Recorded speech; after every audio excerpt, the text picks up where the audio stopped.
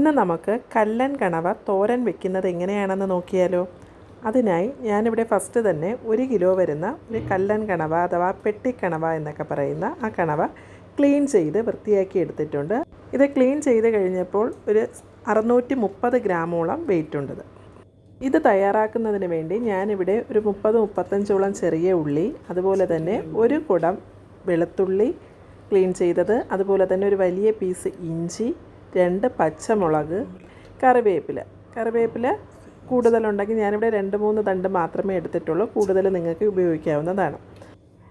കല്ലൻ കണവ സാധാരണ ഉള്ള മറ്റ് കണവയേക്കാൾ വേവ് കൂടുതലായതുകൊണ്ട് തന്നെ നമ്മളിത് ആദ്യം പ്രഷർ കുക്കറിൽ കുക്ക് ചെയ്തെടുക്കേണ്ടതാണ്. അപ്പോൾ അതിനായി ഞാനൊരു പ്രഷർ കുക്കറിലേക്ക് നമ്മൾ ക്ലീൻ ചെയ്ത് വെച്ച കണവ, അതുപോലെ 1 ടേബിൾ സ്പൂണോളം ജിഞ്ചർ ഗാർലിക് പേസ്റ്റ്, 1 ടീസ്പൂൺ മഞ്ഞൾപ്പൊടി, 2 ടീസ്പൂണോളം പെപ്പർ പൗഡർ അഥവാ കുരുമുളക് പൊടിയും, അതുപോലെ തന്നെ ആവശ്യത്തിന് ഉപ്പും ചേർത്ത് നന്നായി മിക്സ് ചെയ്യുന്നുണ്ട്. ഇതിലേക്ക് ഞാൻ കുറച്ച് കറിവേപ്പിലയും 1 ടേബിൾ സ്പൂണോളം വെളിച്ചെണ്ണയും 2 ടേബിൾ സ്പൂൺ വെള്ളവും ചേർത്ത് നന്നായി മിക്സ് ചെയ്യുന്നുണ്ട്. അതിനുശേഷം ഇത് അടച്ച് വയ്ക്കുക. അടച്ച് വെച്ച് മീഡിയം ടു ഹൈ ഫ്ലെയിമിൽ 1 വിസിലും, അതുപോലെ തന്നെ അത് കഴിയുമ്പോൾ ലോ ഫ്ലെയിമിലിട്ട് 1 വിസിലും കൂടി കേൾപ്പിക്കുക. കല്ലൻ കണവ വെന്ത് കഴിയുമ്പോൾ നല്ല സോഫ്റ്റ് ആയിട്ടാണ് ഇരിക്കുന്നത്.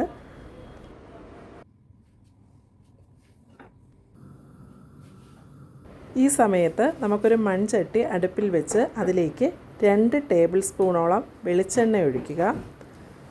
വെളിച്ചെണ്ണ ചൂടായി വരുമ്പോൾ നമ്മൾ നേരത്തെ എടുത്ത് വെച്ചിരുന്ന ചെറിയ ഉള്ളി ചെറുതായി സ്ലൈസ് ചെയ്തത്, അതുപോലെ തന്നെ 2 പച്ചമുളക് നെടുകെ പിളർന്നതും ചേർത്ത് നന്നായി വഴറ്റുക.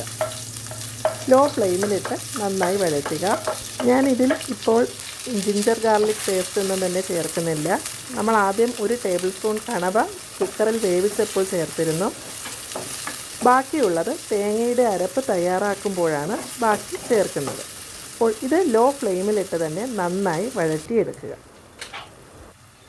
ഇതിലേക്കുള്ള അരപ്പ് തയ്യാറാക്കുന്നതിന് വേണ്ടി ഒരു മിക്സിയുടെ ജാറിലേക്ക് 1 കപ്പ് തേങ്ങയും, അതുപോലെ 1 പീസ് ഇഞ്ചിയും, 1 കുടം വെളുത്തുള്ളിയും, 1/2 ടീസ്പൂൺ മഞ്ഞൾപ്പൊടിയും, 1.5 ടേബിൾ സ്പൂൺ കാശ്മീരി മുളക് പൊടിയും, 1 ടേബിൾ സ്പൂൺ മല്ലിപ്പൊടിയും, 1/2 ടേബിൾ സ്പൂൺ പെരുംജീരകവും അഥവാ വലിയ ജീരകവും, അതുപോലെ തന്നെ കുറച്ച് വാളൻ പുളിയും ഞാൻ ചെറുതായിട്ടൊന്ന് ചതച്ചെടുക്കുന്നുണ്ട്. ഒരുപാട് അരഞ്ഞു പോകേണ്ടതില്ല. ഈ സമയം നമ്മൾ വഴറ്റാനിട്ട ഉള്ളിയൊക്കെ വഴന്ന് റെഡിയായിട്ടുണ്ട്.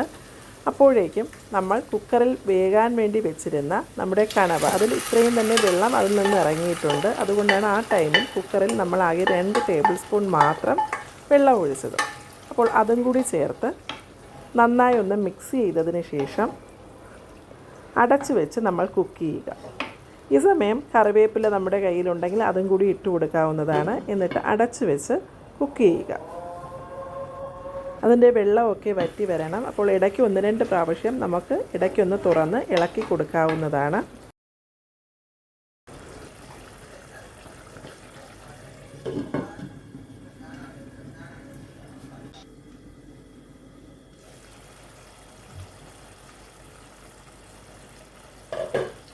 ഇപ്പോൾ നമ്മുടെ കണവയുടെ വെള്ളമൊക്കെ കുറച്ച് വറ്റി തുടങ്ങിയിട്ടുണ്ട്. ഈ ഒരു പരുവമാകുമ്പോൾ, ഇത്രയും വെള്ളം നിൽക്കുമ്പോൾ തന്നെ നമ്മൾ അരച്ച് വെച്ചിരിക്കുന്ന തേങ്ങയുടെ കൂട്ട്, അതായത് നമ്മൾ നേരത്തെ മിക്സിയിൽ ചതച്ചെടുത്ത, ഒരുപാട് അങ്ങ് അരഞ്ഞു പോകേണ്ട ആ കൂട്ട്, നമുക്ക് തേങ്ങയുടെ കൂട്ട് ഇതിലേക്ക് ചേർക്കാവുന്നതാണ്.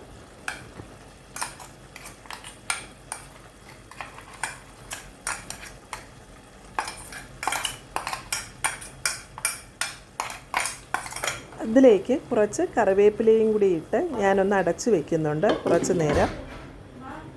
അപ്പോൾ നമ്മുടെ തേങ്ങയുടെ അരപ്പിലേക്ക് നന്നായി ആവി കയറിയതിന് ശേഷം ഏകദേശം ഒരു 2-3 മിനിറ്റ് അത് കഴിയുമ്പോൾ തുറന്ന് നന്നായി മിക്സ് ചെയ്തെടുക്കുക. ഇനി നമ്മൾ ഒരു ലോ ഫ്ലെയിമിലിട്ട് അടയ്ക്കാതെ തുറന്നിട്ട് ലോ ഫ്ലെയിമിലിട്ട് നമുക്കിത് കുറച്ച് നേരം ഒരു 5 മിനിറ്റോളം ലോ ഫ്ലെയിമിലിട്ട് നമുക്ക് കുക്ക് ചെയ്തെടുക്കാവുന്നതാണ്. അപ്പോൾ ഇതിൽ അധികമായിട്ടുള്ള ജലാംശമൊക്കെ മാറുന്നതാണ്. നിങ്ങൾക്ക് എൻ്റെ ചാനൽ ഇഷ്ടമാവുകയാണെങ്കിൽ ലൈക്ക് ചെയ്യാനും ഷെയർ ചെയ്യാനും സബ്സ്ക്രൈബ് ചെയ്യാനും മറന്നു പോകരുതേ. കണവയെ തന്നെ പല സ്ഥലത്തും പല പേരുകളിൽ അറിയപ്പെടുന്നുണ്ട്. ഇതിനെ കൂന്തൽ എന്നാണ് ചില സ്ഥലങ്ങളിലേക്ക് അറിയപ്പെടുന്നത്. ഞാനിന്ന് എടുത്തിരിക്കുന്ന കല്ലൻ കണവ, ചില സ്ഥലങ്ങളിൽ പെട്ടിക്കണവ എന്നൊക്കെ പറയുന്നുണ്ട്. ഇത് 1 കിലോയോളമൊക്കെ വെയിറ്റ് കാണാറുണ്ട്. ലോ ഫ്ലെയിമിലിട്ട് കുക്ക് ചെയ്ത് ഈ ഒരു പരുവമാകുമ്പോൾ നമുക്ക് ഫ്ലെയിം ഓഫ് ചെയ്യാവുന്നതാണ്. ഫ്ലെയിം ഓഫ് ചെയ്യുമ്പോൾ ഞാൻ ഇതിൻ്റെ മുകളിലേക്ക് കുറച്ച് കറിവേപ്പിലയും കൂടി ഇട്ട് അടച്ച് വയ്ക്കുന്നുണ്ട്. ഇത് നമുക്ക് ചോറിനും ചപ്പാത്തിക്കുമൊക്കെ കഴിക്കാൻ പറ്റിയ നല്ലൊരു കോമ്പിനേഷനാണ്.